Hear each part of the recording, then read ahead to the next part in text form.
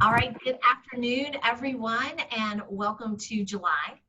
And this is our weekly virtual press conference that we've been doing that surrounds everything COVID-19 happening here in the city of Roanoke. I've got Mayor Lee, Vice Mayor Joe Cobb, and City Manager Bob Cow with us. So, Mayor Lee, I'm going to turn it over to you to kick us off. Thank you, Tiffany, and good afternoon to everybody. Cases continue to rise in our region. Our current case numbers are as follows. And of course, this is our COVID press conference. As of today, we have 979 cases in our region, 489 cases in the city, with 140 of those active cases, 24 deaths in the region, 22 currently in 3 of our area hospitals. The average age of cases is declining and is now between 11 and 39. That's unbelievable. Elsewhere in the state, the percentage of positive tests is decreasing while ours is increasing. It has been reported that many new cases are related to travel, such as those who visited Myrtle Beach a few weeks ago. All this data reinforces the need to heed the guidance provided to us. Avoid unnecessary travel, especially to known hotspots. And I think we basically know where they are nowadays. Also, wear face coverings when inside and when unable to maintain physical distance. And stay home when you're ill. Very important, very important. Everyone's health depends on this. It's important to note that if we experience spikes in COVID cases, this could slow us down from moving to additional reopening phases. The city continues a limited phase reopening. DMV Select opened today in the city's treasurer's office, and more city offices will open on Monday, July 6th. Restrictions, such as the requirement to wear a face mask and limits on how many people will be permitted in buildings at one time, will remain in effect. And certain facilities, such as our libraries, remain closed to the public, but will offer curbside pickup starting on Monday, July 6th. Local business activities are beginning to pick up, which is very important to our economy. And we need to do all we can to help them succeed. But businesses will not be successful if cases rise and people are unwilling or unable to patronize them. The best way to support our business community is to take the actions outlined by our health experts to help stop the spread of this virus. So be vigilant about this. If you do that, our local businesses and our community as a whole will have a much better chance to recover. And with that, I'm pleased to recognize Vice Mayor Joe Cobb. Thank you, Mayor Lee. The Star City Strong Recovery Fund Task Force began meeting last week, and we actually held our second meeting earlier today. The role of the task force is to review the funding resources that have been made available. It's approximately $7.7 million by council to support the recovery efforts and the various guidelines and restrictions that accompany those resources, and align them with priorities for recovery and resilience in our community. Following a set of discussions and series of meetings, the task force will identify recommendations to council on the types of programs and initiatives for which the funds should be used. Detailed information about the task force is located on the city's website at roanokeva.gov/StarCityStrong. There will also be opportunities for the community to become further engaged in this effort later in July. Community partners continue to support, excuse me, I lost my place. I think I'm still all right. Sorry about that. Community partners continue to support the COVID response coordinated by United Way of Roanoke Valley and address needs in our community through the COVID-19 Community Response Fund. Arts and culture groups continue to seek ways to reopen safely and re-engage with the community. For example, museums are beginning with limited reopenings, and I know that one of those, the Taubman Museum of Art, is reopening starting this Friday. Roanoke City Public Schools continue to formulate plans for safely reopening. As our community reopens and we seek to restore some normalcy to our lives, it is vital that we do so in a measured and thoughtful and careful way. It's very concerning that as our state and country continue to move into new phases of reopening, we are hearing reports of spikes in COVID cases. And as the mayor shared earlier, we are experiencing that scenario here in our region. So this is not the time to let down our guard.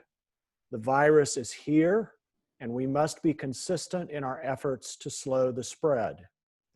As the mayor said, please continue to wear face coverings. Please practice social distancing. Wash your hands often and stay home if you feel sick. By doing so, we all help our community to emerge from this pandemic as a strong, vibrant city that we are. Star City Strong.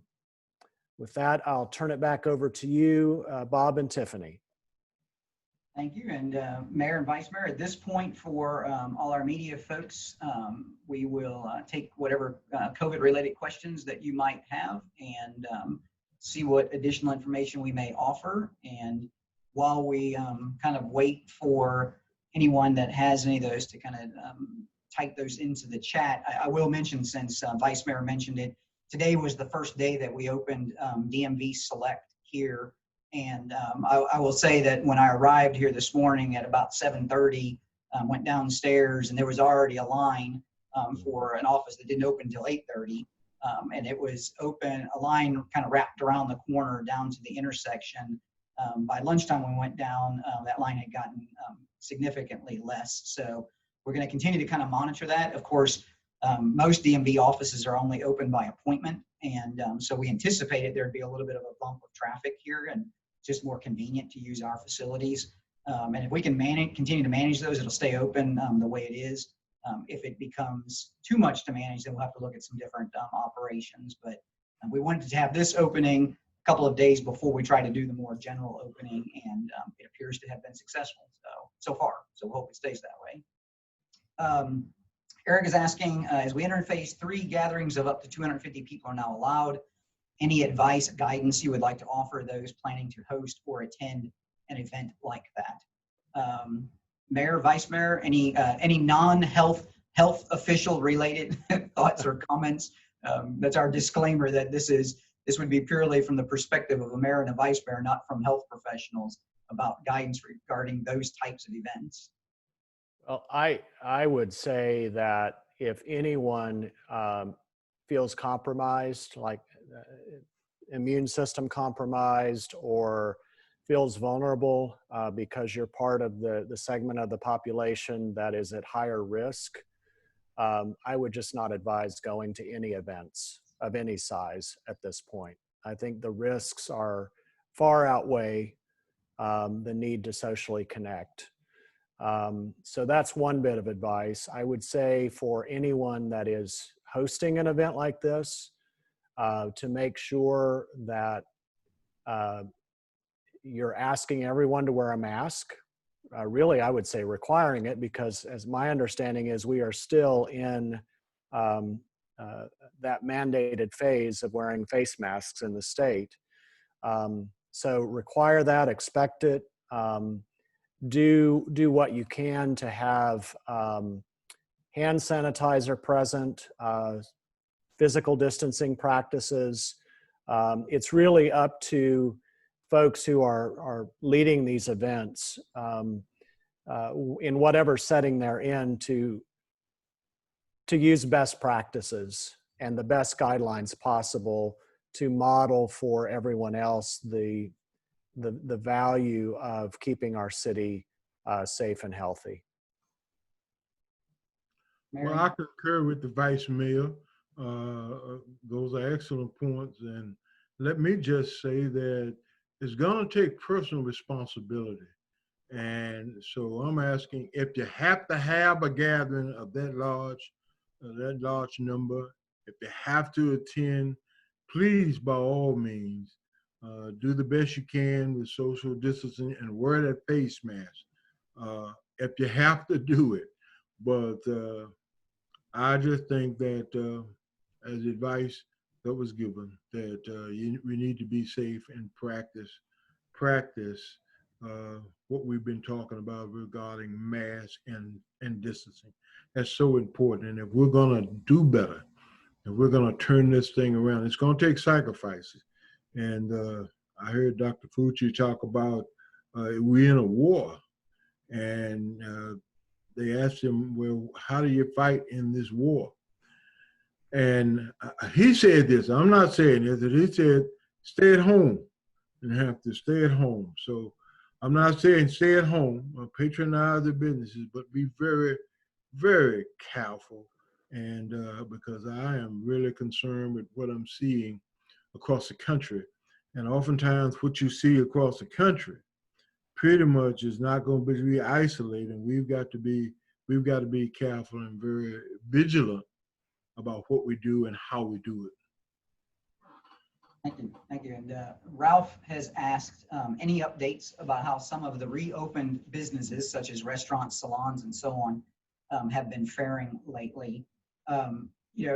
Ralph, as a part of the mayor, vice mayor made mention of the task force having met a little bit earlier today. And last week we met with our economic advisory panel, which both of those include representatives from small businesses with those. And I think what we've seen is business has increased in most of them, which is a good thing. I think that all of them have been very measured in how they've accommodated that business. There are still restaurants, for example, that have not opened, that even though they can, they have opted not to do so because they just don't feel that they can actually deliver the quality that they choose to do in a safe manner.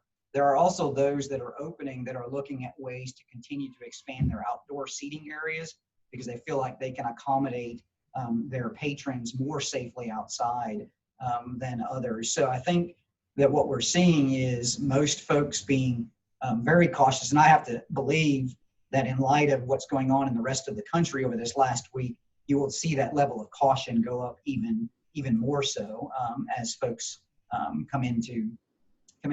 No different than, here in our own municipal building, you will not enter the municipal building without a mask. That's just the requirement we have when you come in. We have limits on how many folks will be in the building at a time. We have some of our offices will only be available by appointment. It's what we need to do in order to keep our employees safe, as well as deliver our services and bring folks into the organization safely as well. So, Mayor Joe, I don't know, as you all are out and about or as you're talking with other businesses, any other thoughts about how they're faring? Well, I've had a chance to go out last weekend and visit a couple of businesses, and I was very impressed with the way things were spaced out, and business was pretty steady. wasn't a crowd, but there was people coming in, a couple of restaurants that I was real impressed by how they had had the social distancing set up and made sure people were well separated, and business was pretty steady.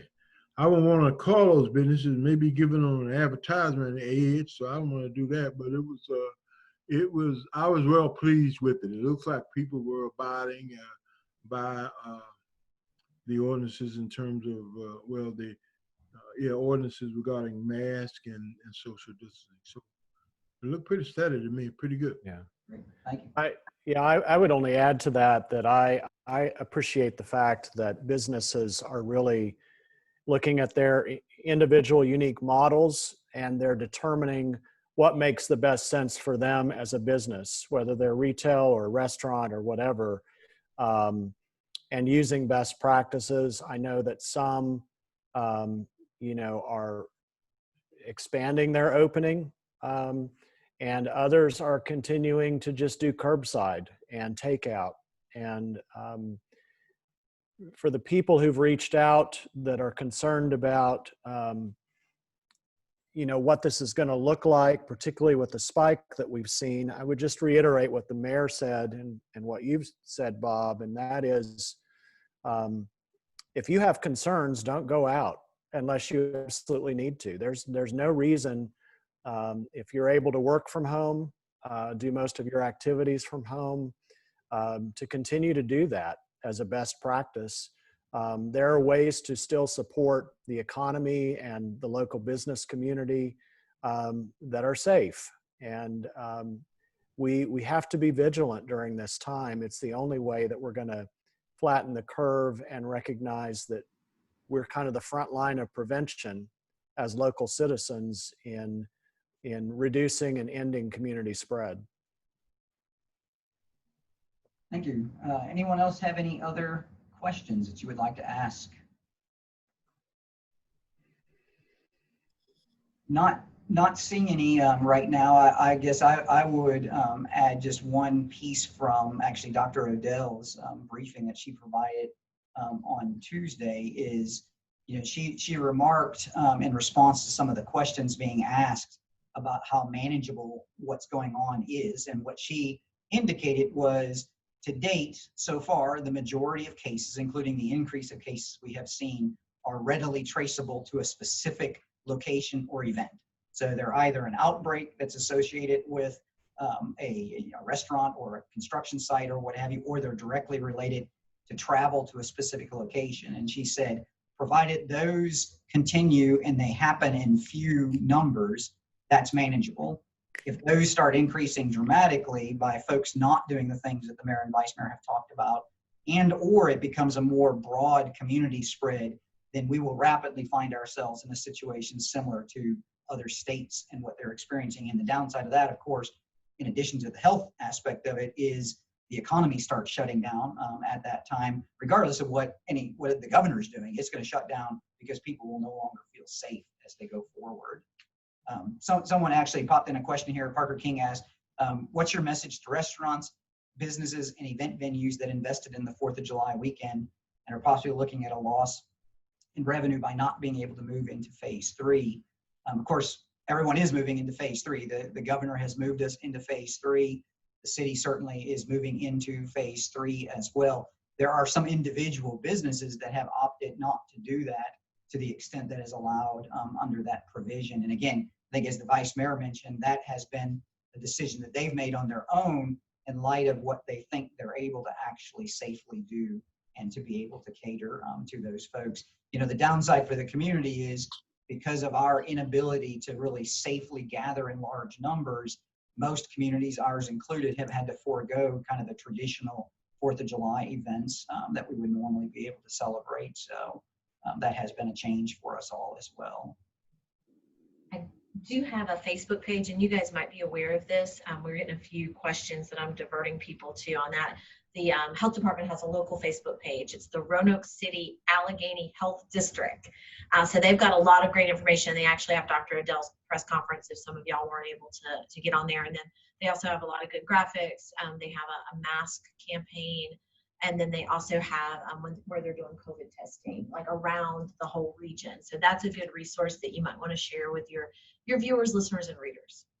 And I think for those of you that have been covering these, I think right now our intention is we will pick this back up again next Wednesday. That'll be right after we have gone through this next phase of opening of the municipal facilities. Brief everyone on how that is going, and then we'll probably reassess how often then we need to do these as we move forward. But we'll definitely be back here again next Wednesday at 3 o'clock so that we can kind of cover where we are on the reopening. So Mayor, Vice Mayor, as always, thank you for joining us and sharing as well. And for those of you that joined in from the media, thank you. And everyone have a safe and enjoyable 4th of July weekend. Yeah, just a reminder, our offices are closed on Friday. Yes. So reminder for that too. Thank you, Jerome. You guys have a great night. Thank you Bye-bye. all. Thank you.